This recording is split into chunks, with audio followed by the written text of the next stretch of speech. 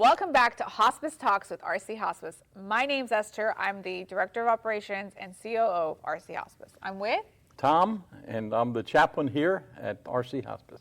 Tom. We love you so much. We love you too. 11 years. I know. Ah. Today's topic is a day in the life of a chaplain. This is actually probably my favorite topic because the fact that hospice covers chaplains and religion and faith and all that great stuff, I am excited to hear your stories. Very much. So tell us, what does a typical day look like for a chaplain? There is no such thing. But it can go any direction for me. I usually am very non-directive. Yeah. But I can be if asked to be. But usually the primary thing is what in the ministry they call the ministry of presence. Okay. So what we practice is the ministry of presence. I'm going to be there. I'm going to be there for you. I'm going to be there for what you need. And however little or much of the religious aspect of this is, I'm there for you. I got a fresh off the field story this morning. I visited one of our new people, nonverbal, laying in bed looking at me. And I didn't know, I was trying to read the room. I don't know much about her. And on her counter, I saw a Bible. So I said, ha. And of course, she was nonverbal. And so I picked it up and I read a few verses from the Psalms. And when I was finished, she said, wow. And that's a nonverbal patient. Yeah, nonverbal. Wow. I got taken aback. I said, oh. And then I felt excited. But a lot of times I have to take my cue from the family. Or, like I said this time, from the room and assume nothing. But hopefully be there in some meaningful way for the person. So a lot of times, I love that you said that, is anytime we offer a chaplain, they think last rites and they kind of get scared. Yeah. What do you do to counter that?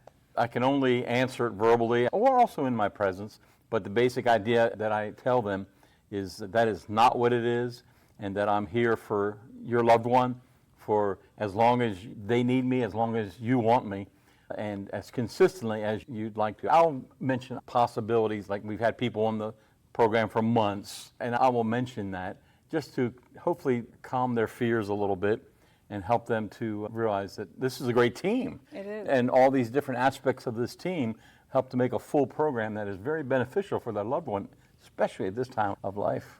But we have had it where if they did request last rites and they don't have a parish of their own, you can do that for them, right? Oh, yes. And I'm Protestant. However, I've worked with Catholic patients who were passing. If you don't mind me telling a quick story. Please. Just a few months ago, we had this. It was actually on a Saturday evening, and I received a phone call from the patient's son, and she's Catholic, and they, what can I do? And my role in that is usually I will help you find the nearest parish and the priest and hook you up together. And that usually often will work. I think the cutest thing is when they haven't gone to church in so long, and when you come to on hospice and you know you need, faith is right there at the door, and the chaplain comes in and Tom's, don't worry, my child. Yeah. For this person, I had my little book of Catholic prayers. I had my oil. And after finishing, I told the son about this, and he said, that's fine.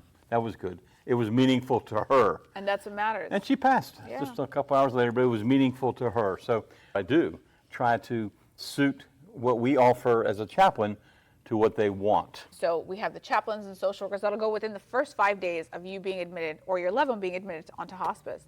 And a lot of times the moment they hear chaplain, as I was saying, they get so scared. Oh my gosh, last rites, I'm dying. And granted, yes, you're on hospice, but they think it'll speed it up, unfortunately. It's this very interesting thing that happens to our minds. We offer it. And how we offer Tom is, I'll say, listen, it's not what you think it is. He plays the harmonica. He knows sports. He's great to talk to. Conversational partner, if wanted. If wanted. Tom's one of the most trustworthy people I've ever met. He creates an environment that makes you feel comfortable and you feel safe. And I feel as a chaplain and as a Christian myself, I feel like that's what God does. It's a place of safety and it's a place of comfort. Yes. So what is your favorite thing about hospice? The people.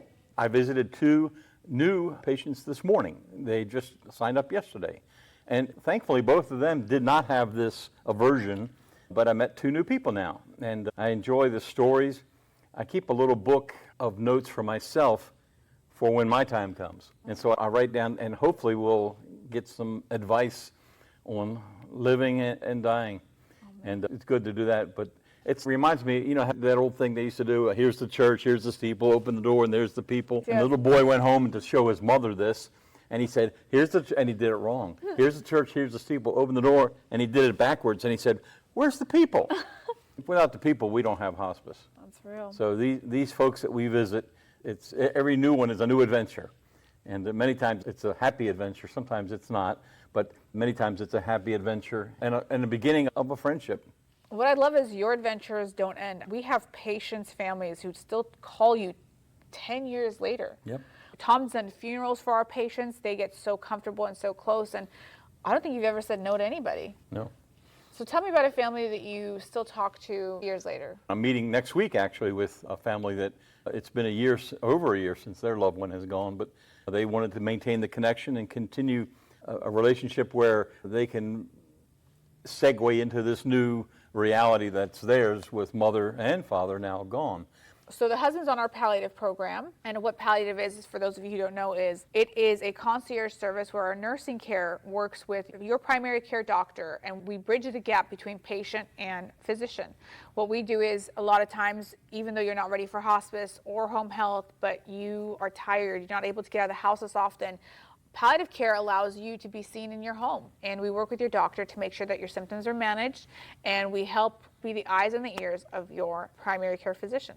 So the husband's on our palliative program. And the wife was on our hospice program, and she passed A couple years ago. And interestingly enough, they declined chaplain service. In the beginning. Yeah. At the Oh, beginning, for him. for her. Oh, interesting. And so out of the blue, I decided one day, sometimes we'll do this just to call some of the folks, just to see if they have changed their mind. And I called this person, and he said yes.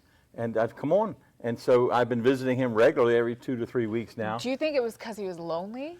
That has something to do with it. His family is well involved in his care, but during the day, a lot of times he's there by himself. And so I'll just go and we'll have basically a friendship. We'll talk and I'll ask him questions, but also we just talk about other things and life and this kind of thing. So, and it's an enjoyable experience, not only for him, but actually it's an enjoyable experience for me too. Oh, I can see that about you. Yeah. So I know that you're also part of our bereavement program. When the patient passes away, you contact the family. You're still present for the next 13 months, and obviously sometimes longer. Tell me how you help when a person's going through grief or loneliness. Again, a lot of times it's basically being a sounding board, a presence, to hear where they are so I can gently maybe direct them to where they could be and maybe should be to help their own mental and spiritual health. I feel like more of a facilitator than a director. And so I'm there to help get you from here to here. Of course. So tell me, what do you like about our organization, RC Hospice? Me, Tom, what do you like about me? Hey. Well, the first word, I don't know why it comes to mind, is care. You can't fake care. Either you have it or you don't. A heart. And if you don't have it, you can't fake it out. If you do have it, you can't hide it. True. And if I can say this on camera, we have it. You have it. We have it. And you have it. We do have it. and you have to. And for me, it comes from God. God put it in me, and therefore I take no credit for it, but I enjoy the ride. I can tell you that. And so I know this group, our group here, that again been with us for 11 years now, is a caring group. And in one sense, we approach it as a ministry. We do. We're looking at how we can help the person and not ourselves. I agree. I love that. And I think that's our goal. It falls into our legacy program we were talking with Tim, is legacy also means how are we helping those who are staying?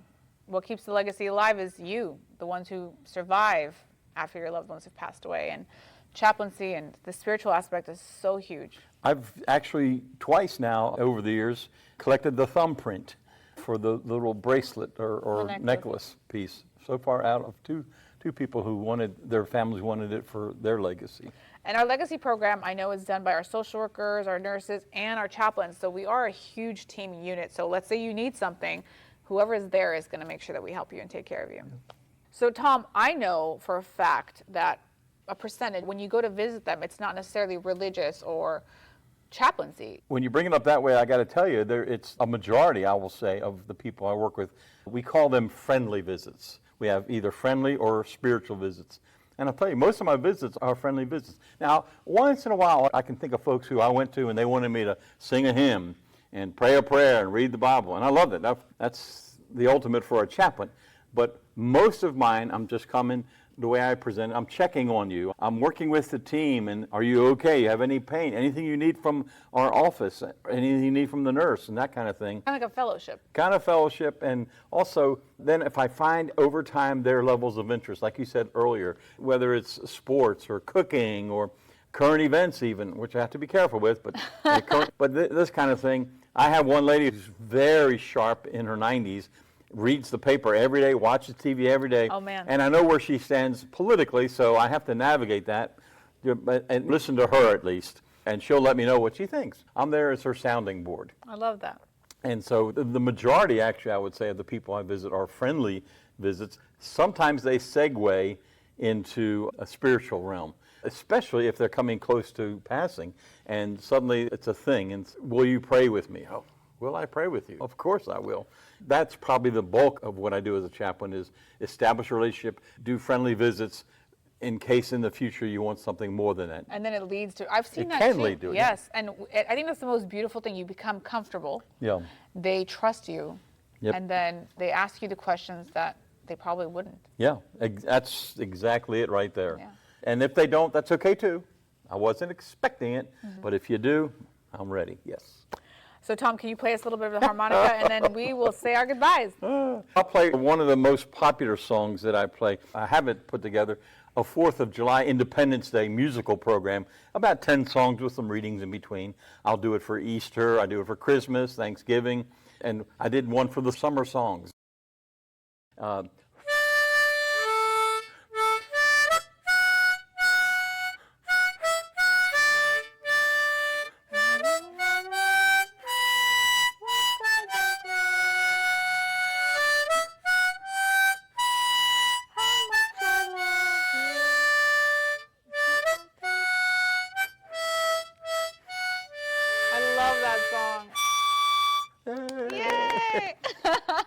And in fact, once in a while, I asked, and this was a God moment, did they have any favorite songs? And they said, "You Are My Sunshine." Yes. We got in the bag. I got that. I was like, man, I connected on that one. The lady this morning, her blanket said, "You Are My Sunshine." We're going to, for now, say farewell until we meet again. If you have any questions or anything you'd like to add about RC, feel free to call us at 916-858-1440. We welcome your call. Thank you.